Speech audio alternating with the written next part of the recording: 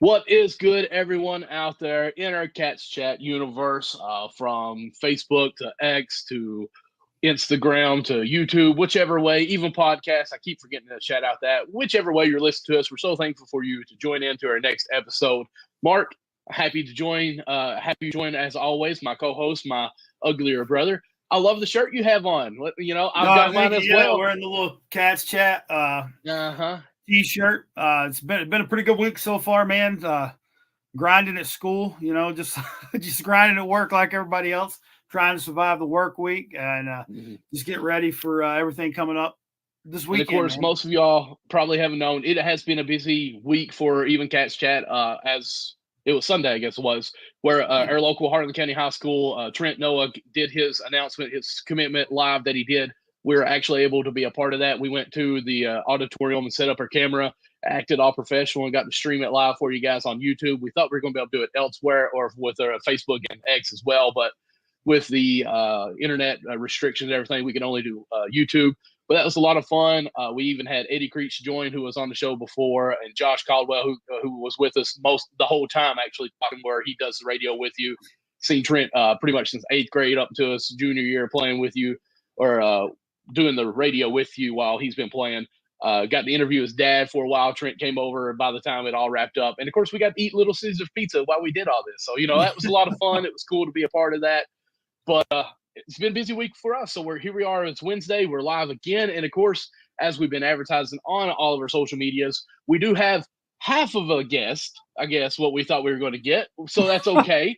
It's still good. So, Mark, I'll turn it over to you and let you do the introduction here because you've been in contact with him more than I have. I've been in contact with his dad, actually. All right, ladies and gentlemen, this young man, if you've seen him on the football field, he's an absolute beast, wreaks havoc on that defensive side. We have Mr. Jerod Smith with us from Corbin High School. Of course, this young man is a recruit for the University of Kentucky. Man, it's great to have you here with us. Well, thank you for having me on this show tonight. I really appreciate the invite. Oh, Man, anytime you want to join us, you're more than welcome to. Now, of course, I do see you have your name on here as Rod. Is that what you prefer to go by? It just depends if you know me or not. Like most close family just calls me Rod because me and my dad are actually named after each other. So it gets a little Yes. confusing when you say Gerard. We'll both turn our heads and look. So all just I depends. understand that. My dad is Brit, my brother is Brit the third, and my nephew is Brit the fourth. So totally understand where you're coming about with that. Of course, Mark and Michael. So when my mom used to fuss at either one of us, I had a little second, that little second syllable. I knew if I needed to straighten up or not. If it was one, it was him. I had the M sound. But anyways, Gerard, thank you again for joining us here. Tell us if you don't care. We want to go back to the whole recruiting because that's what I think is most interesting is just these high school athletes. Like we talked to before, we brought you on here with Trent, what all he had to go through with his journey through recruitment and everything. You picked another blue team. We won't want to talk about that team. And then, you and your brother have flipped over to Kentucky. Just tell us about how your whole process of that was it enjoyable or was it more work, man? Because it seems like it'd be a big grind to just do your recruiting. I mean, I thought the process was pretty enjoyable personally. I took tons of Good. visits. I had tons of fun. At times, though, I'd spend like my spring break at college visits the whole time, which Mm-hmm. kind of sucked not being able to like go to the beach or something. Or like one time I had to miss going to Miami with all my siblings for a football related Oh, thing. But other than that, it's a blessing. It's a blessing to be able to go on all these visits and see all these schools. Not many kids get the opportunity to do that, and I'm honestly just blessed to be able to do it. So I really enjoyed it. I mean, it's a once in a lifetime opportunity that not everybody gets. I mean, As that's like awesome. recruiting wise, at times a lot of schools hit me up a lot, but thankfully as time went on, I shut the list down more and more and more. Less schools stopped hitting me up, and then Mm-hmm. I committed to a different blue school, and a few months later things weren't going the way I liked, and this other blue school was still in the picture at all Yes, times. So sir. come a few weeks ago, we decided to flip our commitment because all family really lives in this state, and it was just best for me and my brother and my family to stay home and maybe hit that hometown hero scenario. We'll see. Awesome. I definitely think you guys can live up to that. I mean, you guys on the defensive side of the ball, like just this year alone with Corbin, you guys have played absolutely amazing. Eddie, who he mentioned being on our show with us a couple of weeks ago, he actually got to call your game against Frederick Douglass, which was like just a defensive battle. So how good did it feel to come out in that game, to win a game like that from the defensive side, 6-0? I mean, it was huge. I said it in a different interview, but it took 11 to win, and we had all 11 show up and play as hard as we could. That was definitely a defensive game, I would agree.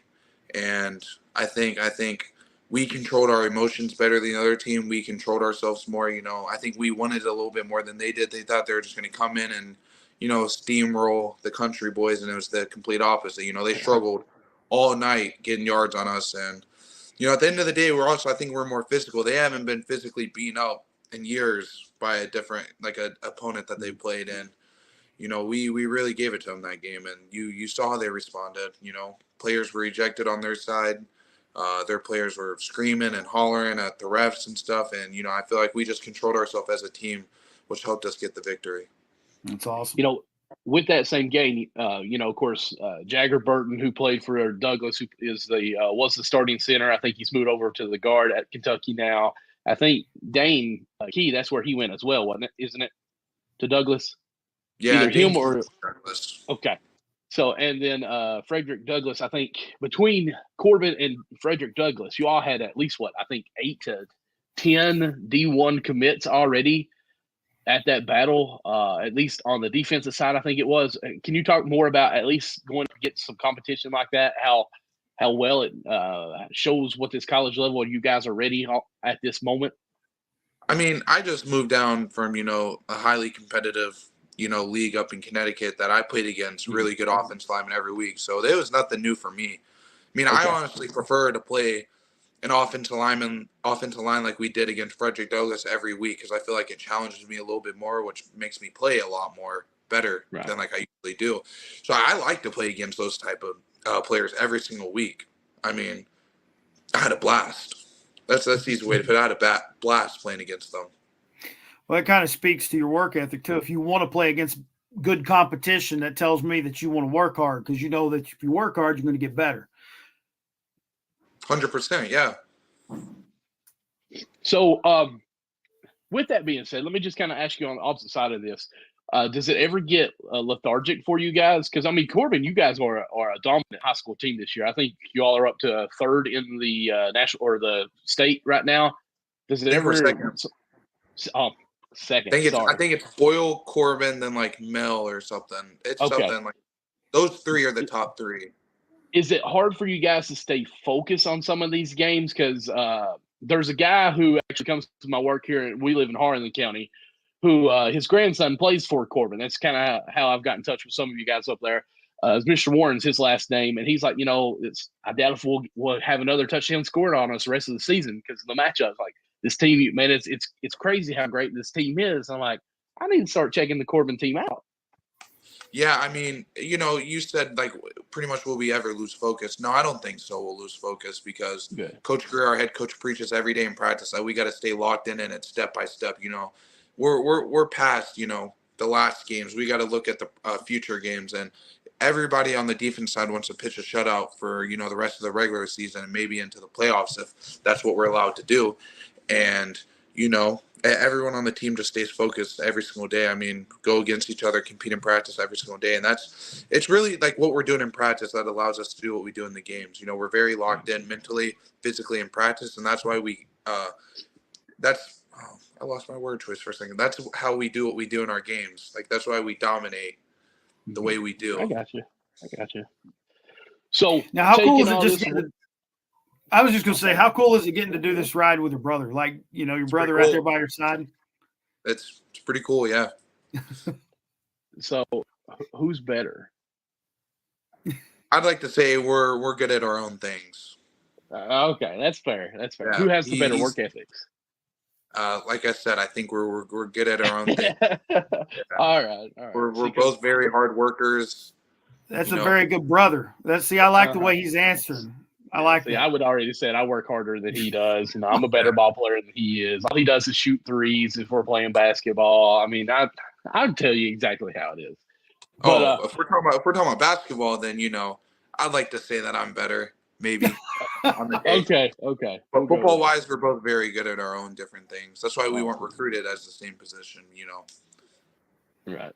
Okay. All right. So moving forward to Kentucky, Coach Merrill, I know, was down in Corbin when you all had the gloves, the video that went all over at least my Facebook like 5,000 times. I've seen it. Loved watching it.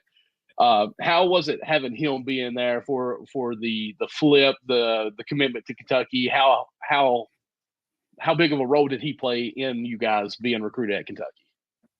I'd say he played a pretty big role. I mean, he really got on to us once we, stepped foot back into the state and he heard about it. Uh-huh. Yeah, he played a pretty big part. Coach White also played a pretty big part. If it wasn't for his defensive scheme, I wouldn't end up at the school. You got to like the defensive scheme and the defensive coaches to go to a school like that. Mm-hmm. The family feeling that I get whenever I go like visit and like the coaches talk to me, they don't feel like a coach to the player talk. It feels like more family oriented, and that's also something I was more looking into. Because at the end of the day, for the next 4 years, this more than likely will be your coach. So you don't want to coach the player all the time. You want the family oriented aspect to it as well. 100. Yeah. Of course, Kentucky just had a new commitment for the defense. I think Brian Robinson was his name, 4-star recruit as well. Are you in contact with some of these other guys? Like, hey, these guys are all committed. We're wanting to move with Kentucky here. Of course, Kentucky's defense is already top notch. I think it'll finish top 5. Are we maybe having some more information going on with this? Maybe like a group chat going on. We'd love to have you guys up here in Kentucky.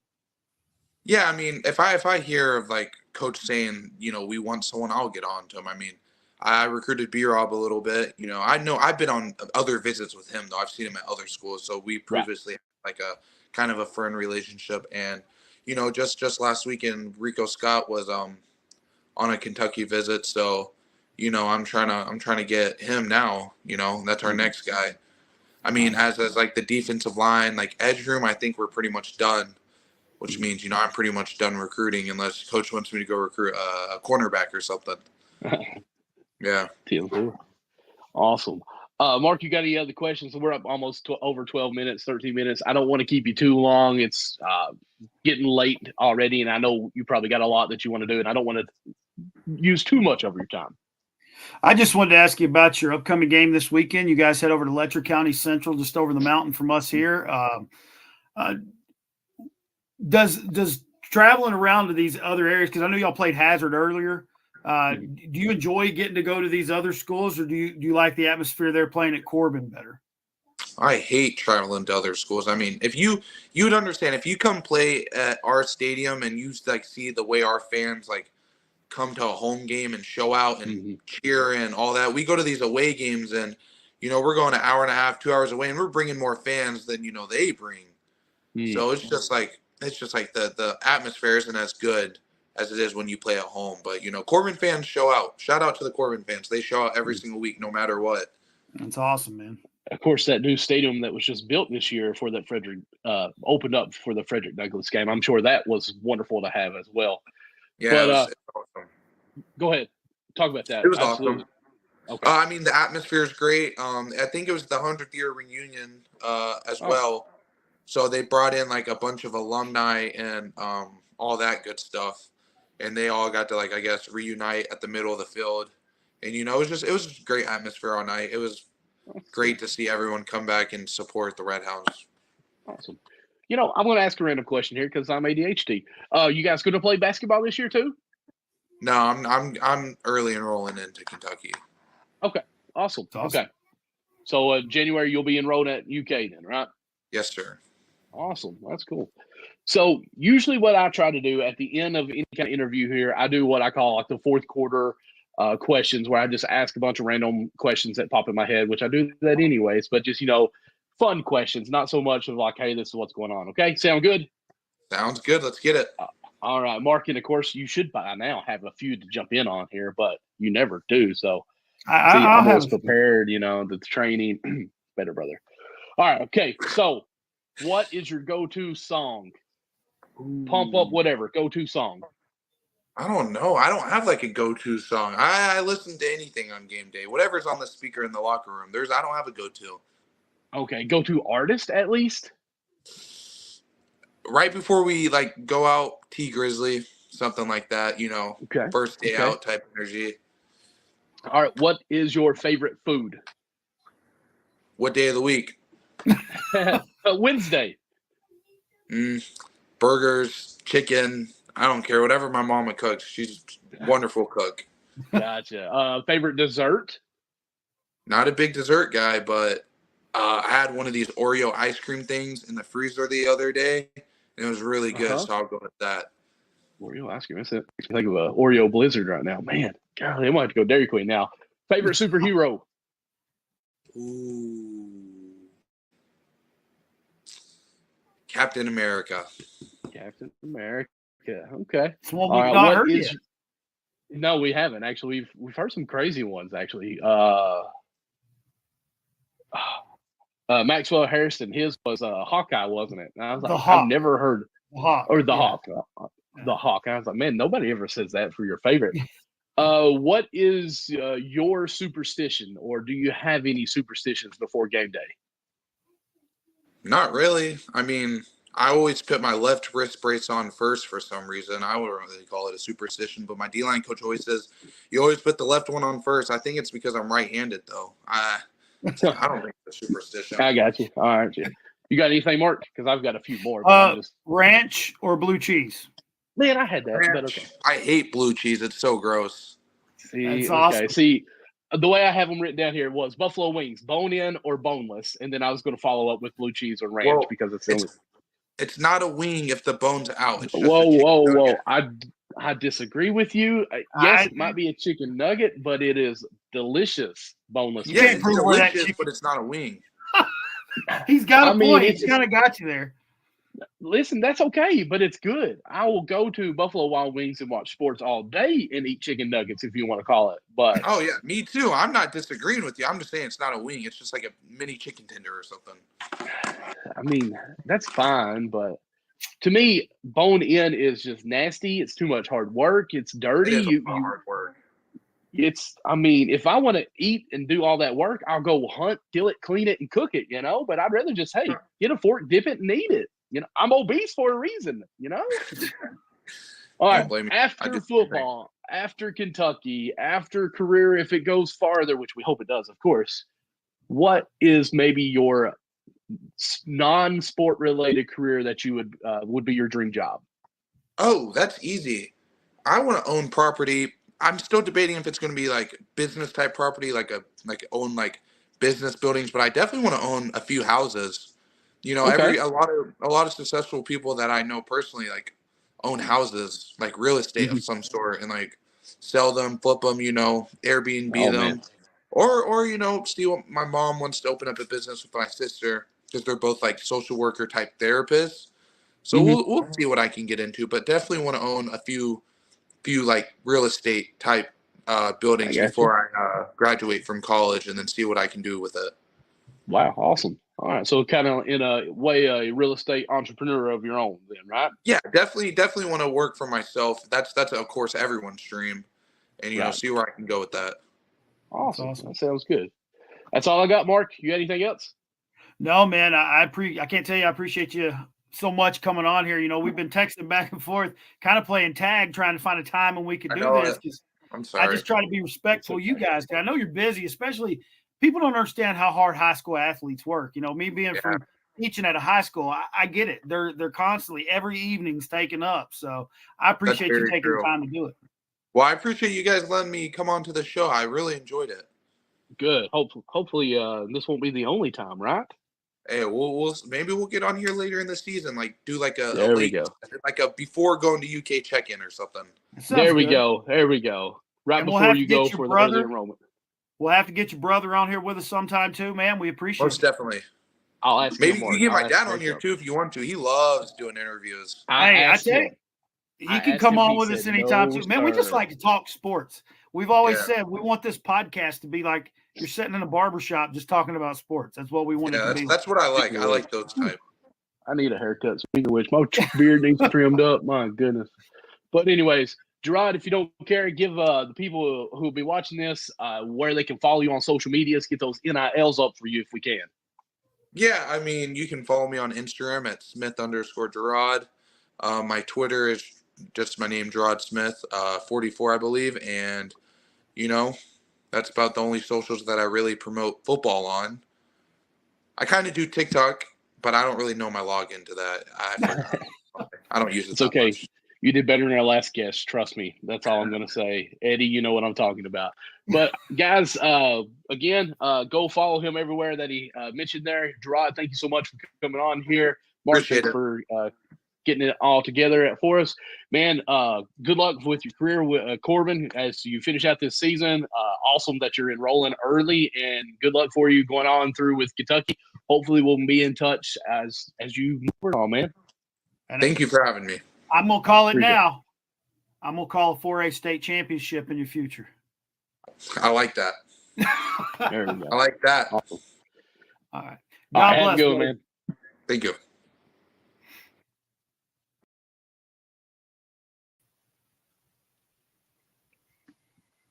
All right, guys. As you can tell, we had to do a pre-recording on that earlier today. It was a lot of fun. Jerod was a wonderful guy, down to earth. And, you know, I wish and I feel bad because I didn't continue talking on about his early enrollment. You know, that's a lot of thing that gets overlooked, I think, when it comes to athletes is their education part of it, too. Like, the thing that the guy's already set with his educational part of it, being a student before the athlete, and he's able to enroll early. Mark, you know how I was in school. There was no way I could have ever done anything like that. Well, I mean, high school is a little different now than what it was back then. I mean, you got so many college classes you can even take at the high school level now. Right. So not only is it going to be an edge for them academically to enroll early like that, but it's also going to be an edge with football because they can go ahead and start getting they can start working out with the team, learning schemes, things like that. So it kind of gives them an edge in that opportunity as well. Oh, yeah. I mean, I guess the dual credit kind of was starting as I was in high school back in early 2000. I'll just say that because, you know, there was a couple like, you know, your public speaking and stuff like that we're able to do. But to just think, man, and, you know, it's something that we've heard in Kentucky basketball a couple of times with some players enrolling early, some in football as well. So, I mean, for Jerod to be able to enroll early, man, kudos to you. And I apologize for not saying anything about your academics part on that. I do apologize big time. So the man's got his head on straight. Like, you know, one thing very nice young man. I mean, and honestly, in today's society, you know, you hear a lot of people talking about this generation, this and this generation. Mm-hmm. He was a very respectful young man, very nice young man. No, sir. Even his dad would talk to his brother. Jacob's going to be coming on with us soon. I even talked with his dad. I think his dad and mom may join us at some time as well. And that's what we want this to be, man. Just showcase the whole family because, you know, a lot of times it is all about the kids, but would love it, Jerod. Jerod, I'd love for you to do a call in and get on here with us anytime you want to, sir. We got to figure. I don't even know how to do that. Michael could probably even send you the link to get on with us anytime you want to come on live with us. Actually, I could, Jerod. I like how we had Jerod right now, and you could join us. Smith and Jerod Smith in the comments. But well, here's what's funny. Jerod will get a kick out of this. Oh, great! I'm so glad you're telling this story. Jerod, I probably should have said when he first texted me. It said Jerod, but it's spelled Jerod. And I don't ever pay attention to how people spell their name. I've got buddies named Jerod that spell their names 100 different ways. Well, of course, I got a buddy named Jerod Smith, and it came up with a number that I didn't recognize. And he was like, hey, this is Jerod Smith. I was like, hey, what's up, brother? Did you get a new number? Because I thought it was this Jerod Smith and not Jerod Smith. And he was like, and then I was like, dude, I'm an idiot. It took me a minute, but then I was like, I'm an idiot. You know, I've been trying to get up with you guys. You know, I contacted the AD at Corbin and the Coach Greer and sent them both texts and gave them my number and just told them, this is something those guys would like to do. Just go ahead and give them my number and then contact us and get on. So it was funny because I thought it was this Jerod Smith and not Jerod Smith at first. I tell you what, I love the fact that he said he plays Xbox as well. Well, so see, I got him my gamer tag. We're going to Warzone later, man. Oh my goodness! See, I was going to say that. What's kind of funny, guys, is sometimes, you know, we have the conversation, the interviews, and one thing, of course, we try not to do interviews where it's like, tell us what you're going to do here. You know, we want it to be a conversation. And Jerod was wonderful after that. I wish sometimes we would fake ending a recording, because I think that's when you get really personable. Because instantly, Jerod turned his camera around. It's like, man, I was playing Xbox. I was just making sure I was going to get to it on time. Like, I think people want to see us on personal level sometimes, and we hide those sometimes. But Mark, of course, Jerod, you know how he is. He's like, oh, you play Call of Duty, da da da. And I'm like, man, these guys are geeking out with each other here. It's cool that we've got a high school kid who has his head on shoulders, a young man.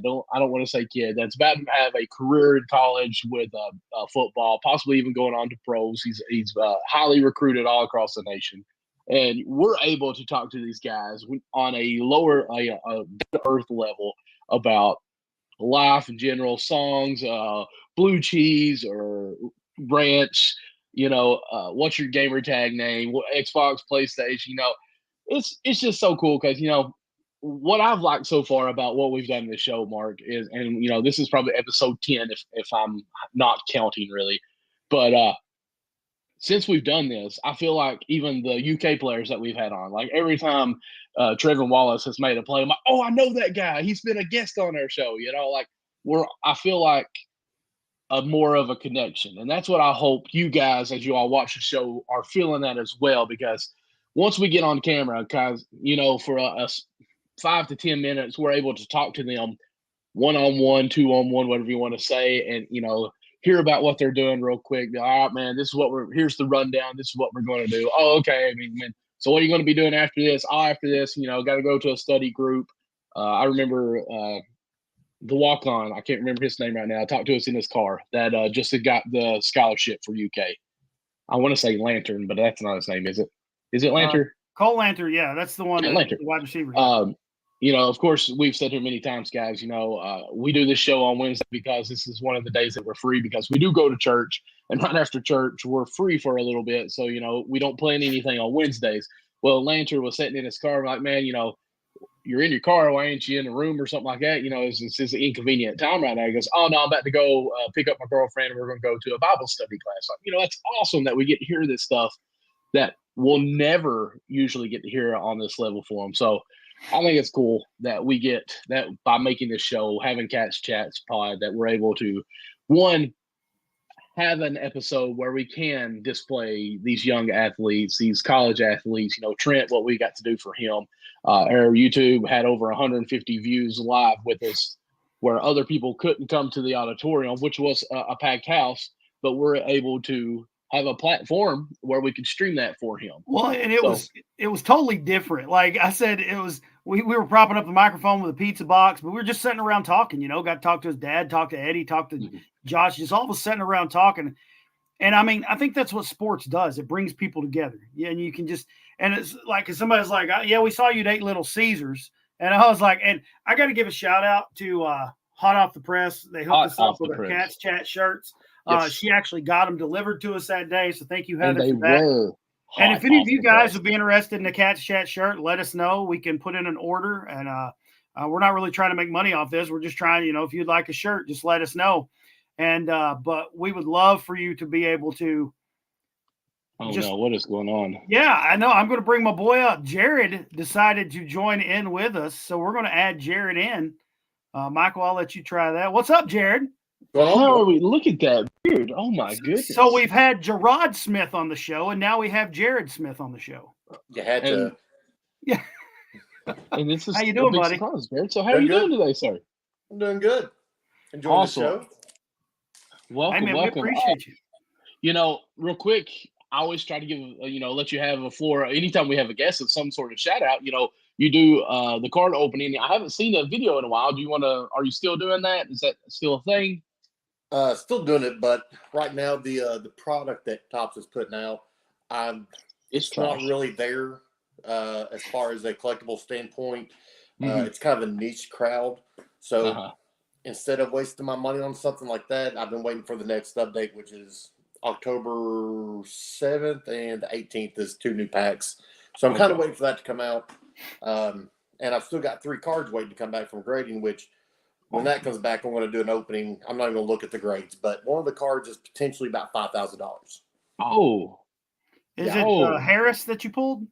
That's the Harris 25 Orange Wave Auto. Yeah, I remember watching you pull that. It's Michael Harris. I mean, that kid's having an outstanding year down there for Atlanta. I tell you what, the Braves have a good shot of going all the way this year. Their team is absolutely unbelievable. They're loaded from pitching to hitting to everything. They're a great team, and I'm not a Braves fan, but they're just enjoyable to watch. I mean, so much young talent.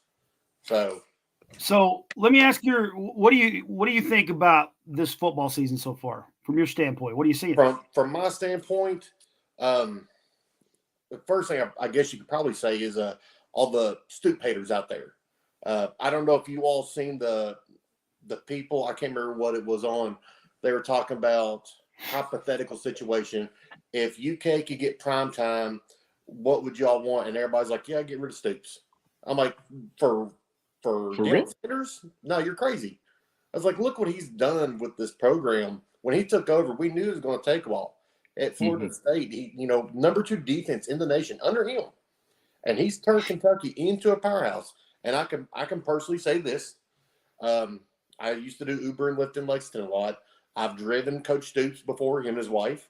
Super nice couple. I mean, extremely nice. Only Jerod. And also his players. I picked a lot of players up for practice, and every single one of them, so much respect for anybody they're around. Super nice. And I talked to them about their practicing, and it's just go, go, go. They never stop. It's schoolwork, studying, football. And I'll say this, like every young man that we've interviewed, and even Coach Marrow, just all these guys have been absolutely amazing. Even down to Jerod, that we interviewed today, just such a nice young man. I've texted back and forth with him and his dad, just super nice people. And that's a lot of times you don't get to see that side, just being a fan, you don't get to see that side. And that's what I love about this show is we're able to show you the side of these people. Hey, these are human beings just like us, and they're good people. Yeah. And I like to be able to showcase that. And I'm kind of like you. No disrespect to Deion Sanders at all. I love what he's done. I love his, the fact that he'll stand on his faith and he don't care to share it. But if you look at what Stoops has done, the culture that he has brought in, just the culture he's brought into Kentucky football, it's a family atmosphere. I mean, you heard Jerod talking about it. It's just the defensive scheme, the family atmosphere. I mean, our defense is pretty scary right now. I mean, the speed we have on defense, and I've said it all year long. I believe defense is what's going to help us win the games we win. Yeah. And that's not taking anything away from our offense. I still think we got some things to clean up on offense, and I think we can be dangerous on offense. But that defense, they're going to keep you in ball games if you give them the ability to, not doing a lot of three and out, sustaining drives. So it's fun time. Yeah, and any offense that goes against UK, they know that going in. You can't sleep on that defense. Like your quarterback better be lacing the needle, because if you don't, those boys will pick it off.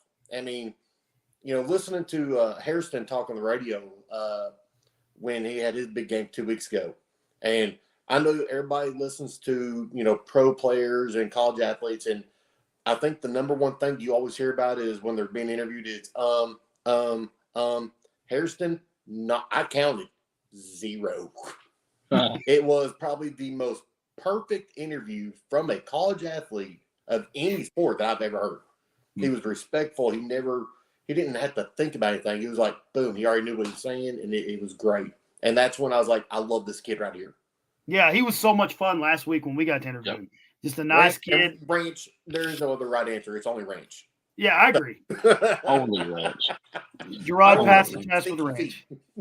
Nobody wants to rotten tennis shoes. Oh, my goodness. But listen, the fact that people actually would rather have Deion Sanders than Mark Stoops is all hype. Yeah. And I'm not taking anything from Deion Sanders. It's just, Stoops has put out a whole platter for the blueprint of what you need to do to run this program. Yep. And when Coach Morrow came on to the show, he talked about, because, I asked him, I said, you and Coach grew up together in Ohio, y'all went to the same high school. He's like, they basically spent both times at both houses a lot. They talked about that. So he said, they brought that whole atmosphere to Kentucky. And everyone always says the family. You hear the word family. Yeah. Kentucky players on our show, at least, even the recruits and Coach Morrow, they really mean family. Like, I have I don't want to say I have felt their the sincerity of what they're saying, because they just sounds weird through electronics here, but like you could tell that they actually mean it, and it's not just word verbiage that they're kind of saying, trying to say it for an interview. I actually, I mean, heck, on X, I think Coach Morrow shared a picture yesterday of like 4 or 5 recruits at the Kentucky-Florida game where they're all hanging out, throwing up peace signs, other signs, and they just look happy together. And one thing we asked Jerod, like, are y'all texting back and forth? He's like, we are communicating. So they build a family together, a brothers, that they play together. And one thing I think Maxwell talked with us, he said, as far as practicing with Stoops, he says, one thing Stoops always does is you always go 100%. He said, and we're able to pick each other up, like player accountability. I think Trevin Wallace even referred to once, like he missed a tackle during practice a couple of times, like, and one of his cornerbacks, I can't remember who it was, but it's his freshman year. He said it was a senior, came up and said, "No, man, listen, you can't be a liability for us, even on the practice. Like, you're either going to get on the sideline and be subbed, or you're going to pick this up." He's like, but then I was held accountable. Like, I couldn't be that guy, so I picked it up. So the way that they are able to build each other up and basically treat each other like grown men, how you should, I think it's wonderful that Stoops done that. And even now, there's reports coming out that Coach Stoops was mad, is the way it was written on a Facebook post about practice today of accountability. I shared it on chat on Facebook. The intensity that they have to come with. Like, this ain't no other game. Like, it's a new level that you're coming to. Yes, the Florida game was great, but this is the #1 team. Like, you may throw an accidental bad pass here or run the wrong route here in this practice, but this week it's perfection week, and it's good to hear that Stoops is demanding that they hold themselves at a higher caliber of players on this. So love that I've seen that article. So I don't know why anybody would want anyone else but Stoops. Like, he is constantly challenging these players. And we've not even talked about the Florida game yet of how well we've played. Like, we're already saying, hey, he's already hounded them how he should to get them ready for this #1 team in here. But so let's kind of transition maybe, or backpedal a little bit. What did we think about the Florida game? Like, everyone thought our offensive line was going to be the hiccup and be the crazy part. Like, would Devin Weary have any troubles in the backfield or the pocket making a pass? Yes, I said Weary on purpose. It's Leary, I know, but some of these passes have been kind of weary. But the offensive line held in. They dominated the trenches. We ran all over. Passing was a little iffy, but that's okay. It's fine. 289 or 280 yards for Ray Davis, I think it was, on the ground. So plus 3 touchdowns, a 9-yard pass for him as well for another touchdown. One person said to me, and I didn't think about it, but I watched it and realized it without knowing it. We dominated Florida. And this guy was telling me, this is the first time in my life I've ever watched us play Florida and dominate them. He said, we've beat them before. Like, oh, we held on and scored at the end or something like that. But like, we were pushing them 3 yards back on the line every play. We were falling forward on the run game every time. Defensively, they weren't pushing us anywhere. Like, we dominated them. The score actually didn't look as good as well as we dominated in my eyes. And so Kentucky held back. They could have scored again, and they didn't. Right. That was Stoops going, I'm not going to be that person, but that could have been another 7. And like even Ray Davis, he was like within 19 yards, I think, of breaking a rushing record. Oh, but I didn't know that. They flashed it on the scoreboard there on ESPN that he was within 19 yards, but that's when they put McLean or someone else in there. I don't remember who it was. Someone else was running. But I'm saying, I'm like Jerod. They could have punched it in again. They could have easily gave the ball to Ray and said, hey, let's go get you 19 more yards. Yeah.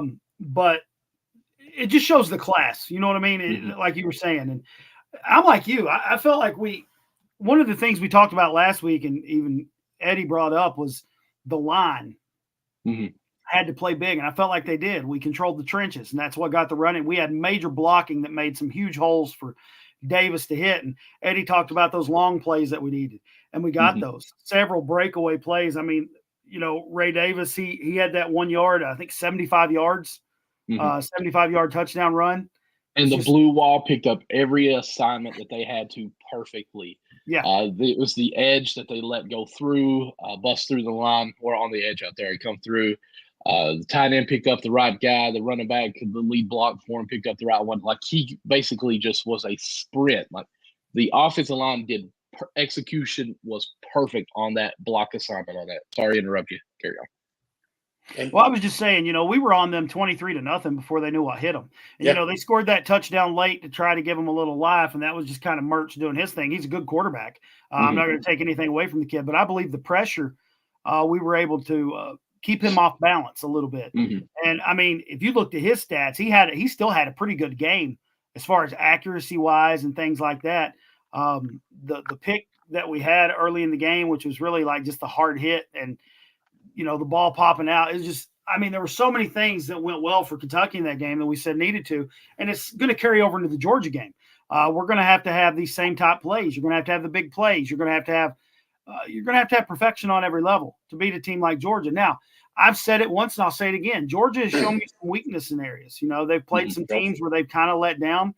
And if you're thinking this is the same old Kentucky team coming in, this Kentucky team's been changing over the course of several years. And to me, they just keep getting better and better. This defense is probably one of the better performing defenses I've seen in a long time. And, Johnny's saying he thinks it was awesome to win. I think that's awesome that we got that win as well. But this is one of those situations where you have to have a short memory again. I've already said you got to have a short memory when you have a loss, but you got to have a short memory when you have a win too, because you got to get hot and get ready for that next game. So this next Georgia game, I know we all seen the game. Who were they playing last week? But it wasn't a blowout for Georgia. Yeah, I can't remember who they played. Ole Miss. I think it wasn't a blowout, but I think Kentucky, they never get any respect from anybody, like barely. And they always get tossed to the side. Well, it's still UK football. Remember, they're a basketball school. But it's like, all right, well, if Rupp Arena could hold 40,000 people, could you get that many people in there like you do at Commonwealth? Even Auburn. When they were losing? Auburn, not Ole Miss. I wondered if it was Auburn. But so Georgia might be coming into this game going, it's just Kentucky. And then Kentucky's got to go into the game going, yeah, Georgia might not have been playing strong, but they're at home, and they know we're coming in with what we've been doing, so we got to punch it. So it's going to be I think it's going to be a mentality game. And you look at the two SEC games that Georgia's played. They played South Carolina at home. They won that one by 10. Then they played Auburn on the road, won that one by 7. So both games that they played against SEC opponents, now granted, those are pretty good SEC opponents, they didn't blow them out. It wasn't like a shellacking like you're used to seeing with Alabamas and Georgias of the past. You know what I'm saying? So this is one of those things where you're going to have to be – you just got to be prepared. You got to stay mentally focused. That's the key, I think, going into this week. If we stay mentally focused and disciplined like I know that we're capable of, and like you said, Stoops holds them accountable to, I think that we'll do pretty good. Because this South Carolina team, they're no slouch either. Right. But they went into Tennessee and lost by 21 to Tennessee. So it's man, this to me, the SEC is kind of wide open this year. I can see several teams just stepping up and playing big games because you don't have an easy game when you play in the SEC. I agree. I'll say I agree with that last statement. I don't know about wide open. It's I'll say 50-50. I don't know. Georgia's the top dog. Let's just be honest. No pun intended on the dog there. But I do think Kentucky can pull, I'm going to say, quote, an upset. And if we win it, it's an upset. But then after that, we're better because we won it. So that's just what it is. But, I just want to talk about the South Carolina-Georgia game. South Carolina was up after halftime during that game, too. It was 14-3 through that up to halftime. It's almost like South Carolina just ran out of steam, maybe fatigue, some conditioning took over on that because then Georgia answered in the third quarter with 14 and then the fourth quarter another 7. So that's how they really won that game later on. Now, as far as points or way they scored, I'm not for sure. But I just remember looking at my phone, hey, they're still up. Hey, they're still up. Wow, it's after halftime. Okay, now it's the fourth quarter. It's getting pretty close here. So South Carolina at least showed Stoops something of how to at least attack them first. And even going to the Auburn game, because I was looking at this earlier, Auburn was scored 10 points on them in the first quarter too. course, Georgia answered back with 10. They went 7-7 in third, and then Georgia scored 10 in the fourth, and that's how they won. So Georgia is giving up points early in these two SEC games. I think that's very big for Kentucky. Their very first possession, I think we have to put the pressure on them by scoring, because if we can do that, I think it's going to be a battle for what one thing Eddie was talking about is flipping the field. If we can keep flipping that field, not so much scoring every time, but just keep that field flipped. Because as far as their matchup, as far as the points, we're giving up 37 points per game. They're giving up 38 points per game. As far as yards allowed, we're giving up 15.2. I'm sorry, points per game allowed. I said that so weird. Let me back up. We're scoring 37 a game. They're scoring 38 a game. We're giving up 15.2. They're giving up 13. We're total yards. We're 396. They're 482. Passing, we're 225. They're 333. And last game, we only had 69 passing yards. So that took a big hit in that stat. Rushing yards, we're 171 per game. They're 150, basically. I rounded up. So yards allowed, we're 297. They're 287. Total turnover differentials, we're both a +2. So stats-wise, they're better on all the stats except for rushing, but not by much. And I think against a Kentucky team, I think we win the rushing yards, and I actually think we don't give up no 38 points to Georgia. You may call me bold on this. As far as the bets, let me go back up to that. As far as the spread on the gambling part, Georgia is a favor of 14 points, and the over-under, if you will, is a 21.5. I don't think it gets over 21 points. I think this is maybe a 14-10 win or something to that effect there. Wait, 14-10, that's over 21 points. A one touchdown for both teams and a field goal, maybe a 10-7, maybe. I think this is going to be a very tight. And Mark, you were talking about the big plays as far as scoring touchdowns. To me, if Kentucky wins this game, I think it's going to be one big play, and I think everything else has to be kept in check all over. Like, hey, this is ran here, first down, first downs, keep it moving. But we break, bless you, that one play for a 50-yarder that we scored a touchdown, and we're like, hey, we got that one mess up that Georgia did. We took advantage of it. They messed up on coverage or something, and we scored off of it. Everything else, let's just keep it to what we're supposed to do, and let's just grind this game out, because I think it's going to be a big grind of a game. It's going to be big players pushing against each other, showing it's going to be very physical and speed, because you've said numerous times, Mark, about our speed on defense, but we also got some strong guys too. Like, we're always been known for a physicality of Kentucky defense. Now we've added speed to it. I've said it numerous times. I think we finished top 5 defense, and I think Georgia will throw a pick because they are a pass-heavy team. If we keep them under 200 passing yards, I think it's a win for us. I think we pick them one time, and I hope we cause a fumble. But I think it's going to be a very tight game. Well, like we've talked about, I believe it's going to be one in the trenches. Your offensive, defensive line is going to play a big part in this. And I think it's also like a lot of, we're talking about the offense of Georgia. Georgia has a pretty stout defense. So that's why I'm saying our line's really going to have to play an immaculate game, get those blocks just like they did against Florida to free up space. Davis is just elusive. One thing I like about him, he's patient at running back too. He'll follow his blockers, and he knows when to make a cut. He knows when not to make a cut. And I just believe we're really Kenny Rogers song right there. What? Know when to cut it. Know when to not. No. Oh, dear word. But I'm just saying, when I look at the percentages, you got a stiff arm here. They've got Georgia picked as an 86.2% favorite on ESPN. You know what? And a lot of people are picking Florida against Kentucky. And even one of my buddies, he's a diehard UK fan. And we were talking, he's like, Kentucky's going to lose. I said, no. I said, I'm calling Kentucky by 13. I was a little bit off. But I said 13. He was like, no, they're going to straight up lose. Now, Leary, and y'all probably have said this before in the chats, in the comments, but he proved a few weeks ago that arm is a cannon. Mm-hmm. Now, they got called back for a hold, but that play he had where he launched, what was it, like a 70-something yard play? Something like that, yeah. He launched it. And, I mean, it was just oh, look, I got a present. Like, wow, I'm in the end zone. It was terrible I came back, but I think that proved the potential there he has. Mm-hmm. And him and the receivers there's still sometimes a little bit of disconnect here and there, but the defense is destroying people. Kentucky, again, like you all said earlier, they've always been known to be strong. Tim Tebow learned that the hard way.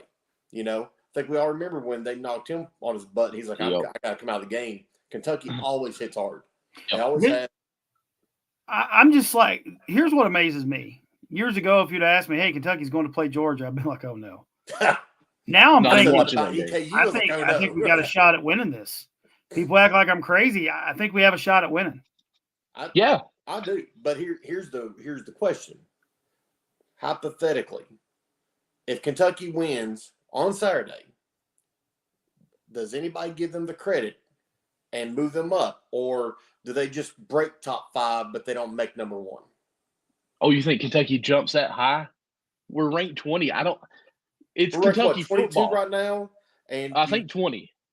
You beat Florida, but let's say they beat Georgia at Georgia, and they're the number 1 team. Are they going to give Kentucky the respect finally? Say, one, I don't think so, because the money's in Ohio State, Georgia. Well, you wouldn't jump that high anyway off of 1 win, because you're going to have the people there going, oh, it's fluke, it's this, it's that. I've never seen someone jump that high. You got teams like Alabama that lost the game, and they're still sitting in the top 10 right now. So it's all because of the name on their jersey. Sadly political. That's all it is. Kentucky would be 6-0. They beat a 22 ranked team, the number 1 ranked team, with no losses. But it will be out of the top 10. Still don't make that number 1 spot. Because I don't even think we'd be in the top 10. I'll be 100% honest with you. I don't even care about rankings. I really don't. I care about doing business week to week. Because that's what you have to do. You can't really look at. Well, you can say that if you want, but the rankings are a number, dude. We've seen preseason rankings all the time, just even in basketball, that are so blown out of proportion. So it's one of those things where I just want them to focus week to week, because the schedule doesn't get easier. It's not like even Louisville this year, they're 5-0 right now as well. So the first time that's ever happened or something like that. Yeah, in Kentucky history. Yeah, I guess a blind squirrel gets a note every now and then, Louisville. So that's all I'm going to say. Hey, they're playing well. Let's give them credit. I'd never do. So well, let's be honest. Yeah, today's been a big day for Kentucky in more ways than one. Not only did you have the edge rusher in the top 150, Brian Robinson, committing to Kentucky, number 1 in Ohio. I just realized I muted myself by accident. I apologize. But Michigan's got to be hating Kentucky right now, because we have both Jerod and Jacob flip. Now we've got Brian Robinson flipped. He's coming. And then in the football world, that's great. We beat Florida. Now we're going into Georgia. Super hyped week for football. We also got some good news on the basketball side. Yes. Hold up. Before we get into it, let me switch, because I don't even feel right doing this the way we are. Let me get here. Come on. I was just looking at our time. We're running out of time. Okay. Basketball talk now. Z might be free. He is officially enrolled as a Kentucky Wildcat student. They're saying that he's admitted as a student now. So there's good news coming, at least for that. I'm going to try to say it. No, I'm not. Big Z is enrolled. You said it so good. Big Z is enrolled. He is in Kentucky. Will be a student. Now they're still saying that there's a chance that he would be able to play Kentucky basketball. What I'm hoping for, and I'm going to say this too, which is what you're kind of alluding to about it's good day for Kentucky sports, is, October 14th, 13th is the big Blue Madness night, in which I also got tickets to, but I don't think I'll be able to go to it. And what I'm hoping for, they call out all the players out there, and they all come out, they're one by one doing the John Wall dance. And then they don't call out Big Z. And everybody's like, oh man, it's not going to happen. Then all of a sudden, the Stone Cold Steve Austin glass breaks, and here he comes. It just comes down and everybody goes crazy at Big Blue Madness. Can you just imagine, especially when those recruits, those basketball players that are going to be in attendance, everybody, this place just erupt here for this player. So I think it's great that there's a chance now that Big Z will be able to play. He's at least enrolled, so it's got to be saying that he's able to play. Well, Big Blue Madness is just a week away. What you about to say, or 2 weeks? I'm saying it's a step in the right direction. There's still a lot of other factors in play, and you got to look at it from the analytical side as well. Practice has already been going on. Yes, and so he's got to get to campus, and he's got to get in. You're 5 weeks away from opening game. I mean, it's hard to believe you're 5 weeks away from opening game in basketball. So he's going to have to get on campus and start practicing if he wants to make an impact with his team. But it's a good problem to have, because it's not every day in October you find out you're getting a potential first-round draft pick coming to your team. So I guess it's a good problem to have, but there's still some things we're going to have to see, but it's a step in the right direction. The fact that he is enrolled at Kentucky now, I honestly think if he wasn't going to play, I don't think he would have enrolled. I think he enrolled in hopes of playing. I don't think if he's able to play, then I think, I guess we're going back across seas to continue to play there. But I do think it's at least promising. I think in a day or two, we'll probably find out, hey, this is going to happen here. Jerod, have you heard anything? You're a little bit closer to Lexington than what we are anyways. Have you heard any secrets? Zero. And the only reason I can tell you that is because I think everybody's so football crazy right now with the which is great. Like basketball. I mean, I've went to Lexington. I've drove a few times, but there's no basketball talk. It is straight football. I mean, now I'm here in Richmond, and I can tell you there is no talk of basketball even in Richmond. Everybody is just so on this. Wow, look at this team.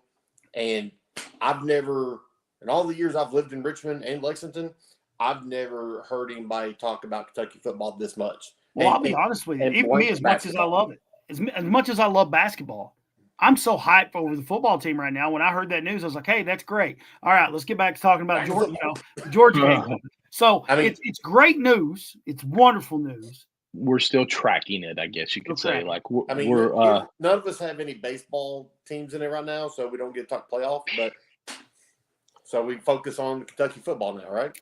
That's true.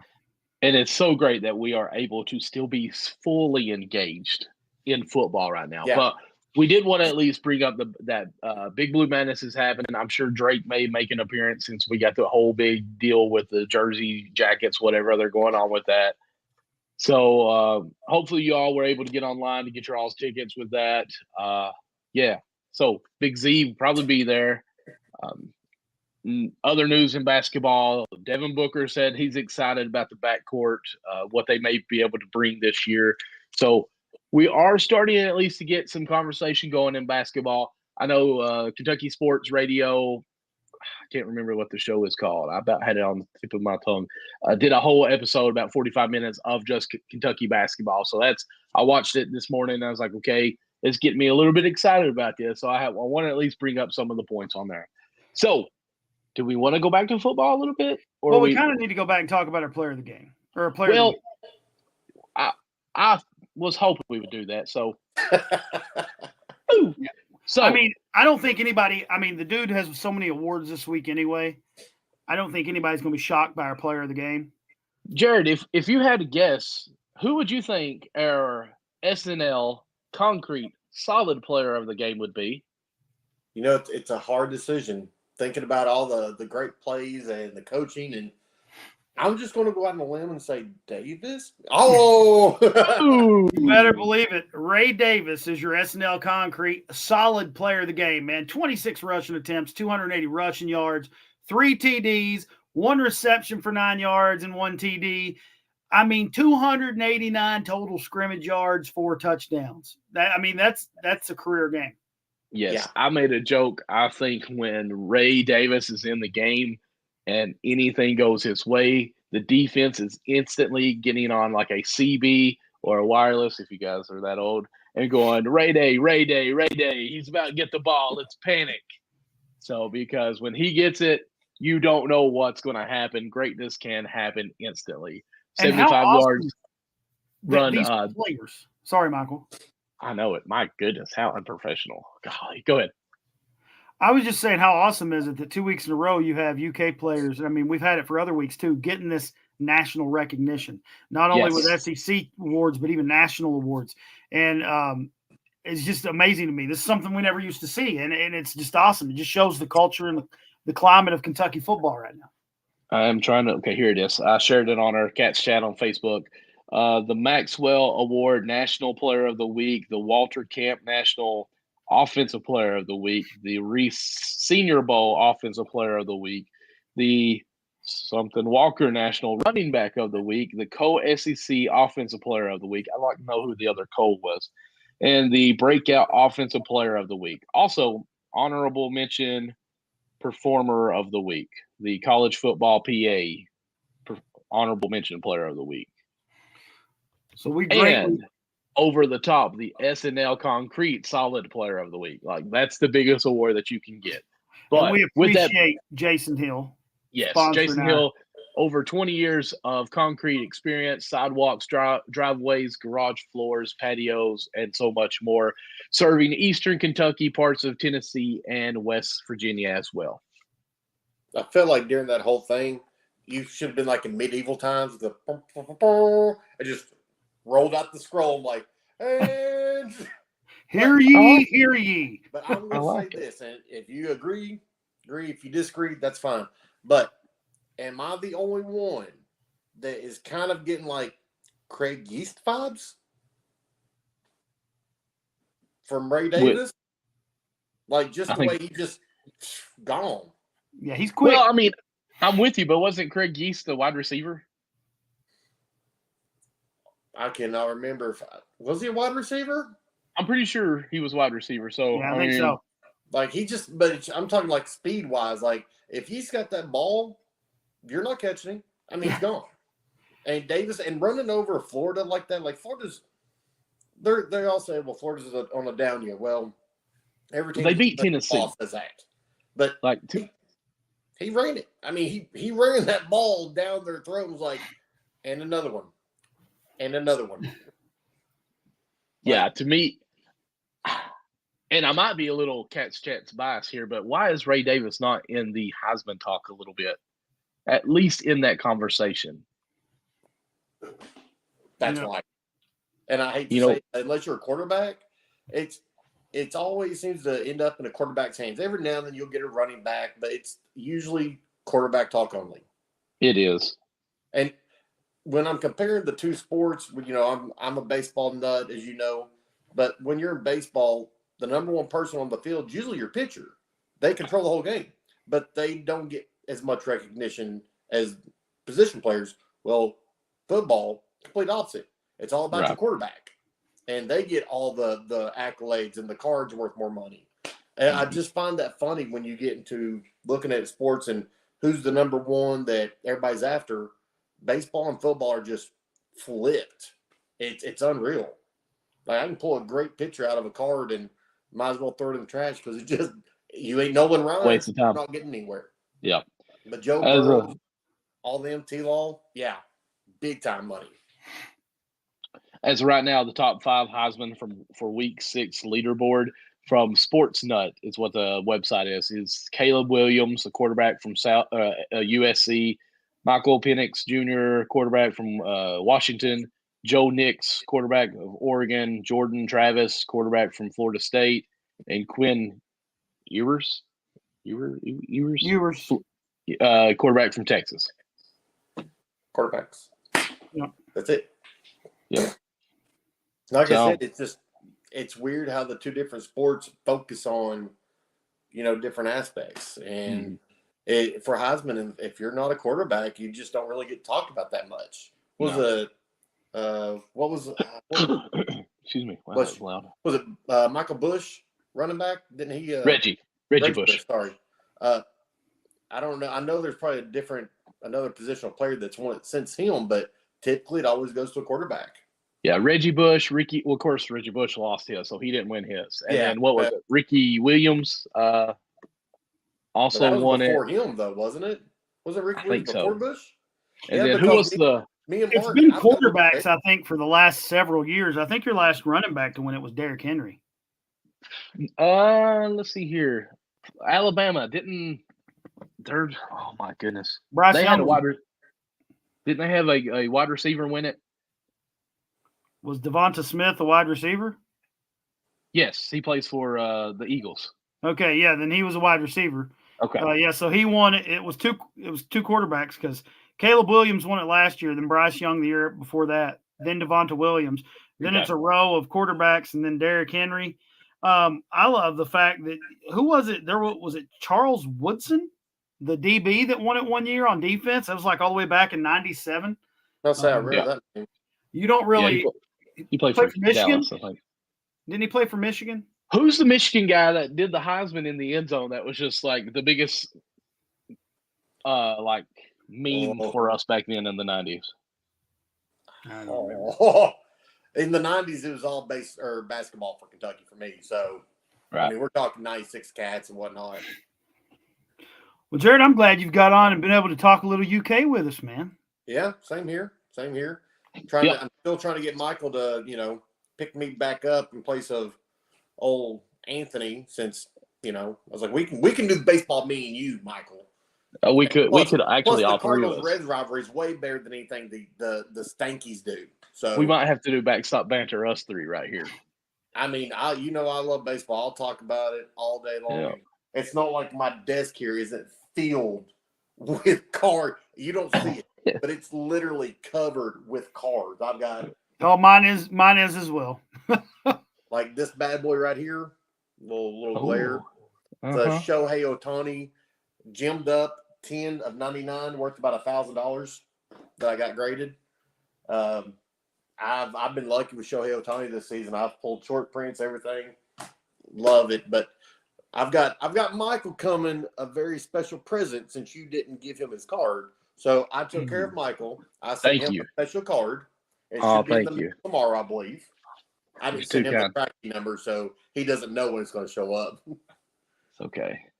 Well, I do appreciate that. I'm still going to give him his card. It was like what, episode 4? Ready. Yeah. He'll give it to me when Ellie De La Cruz retires. I don't think Michael, like we rarely get to see each other, Michael and I. Mark, I seen you Sunday and Wednesday. Just saying. Oh, and also, when was the cross country meet? Monday. I seen you Sunday, Monday, and Wednesday this week. Well, I'm sorry I didn't put it in my back pocket to bring to the cross country meet. I apologize. You know what? Now that we're starting to bicker a little bit, let's go ahead and wrap this show up because we're over an hour. We don't want to be that kind of episode where we're over an hour. Jerod, thank you for joining us randomly on this. We appreciate you, and thank you for wearing a Kentucky shirt instead of a Cardinal shirt. But real quick, Mark, where can they find you at? We'll start with you. You can find me on Facebook under Mark Lawson. You can find me on X or Twitter at mlawson15. You can find me on Instagram at Big Daddy Lawson. If you want to play some Call of Duty, it's Big Daddy Lawson on Xbox as well. Yes, sir. Jerod, since you're on here, man, where can people find you at? YouTube, Ripped677. I've got other accounts I'm lined up, but until I get to that point, right now I'm just primarily on YouTube. Gotcha. So you can go there, subscribe. It's free. Doesn't cost anything. Absolutely. Just like with us too. Well, on Linktree, you can go to Linktree/CatsChatPod, and you can find our YouTube as well, which is free. Go subscribe, hit that notification button so you can get the notification when we are live. We appreciate everything that you do. Follow us on the YouTube, the X, the Facebook, everything on that. Myself is MD Lawson 00, and that's pretty much on everything. But we'll go ahead and wrap this on up. Guys, as we always say, 3 things are important in life: love God, love others, and love Kentucky sports. Until next time, guys, you all have a great one. God bless.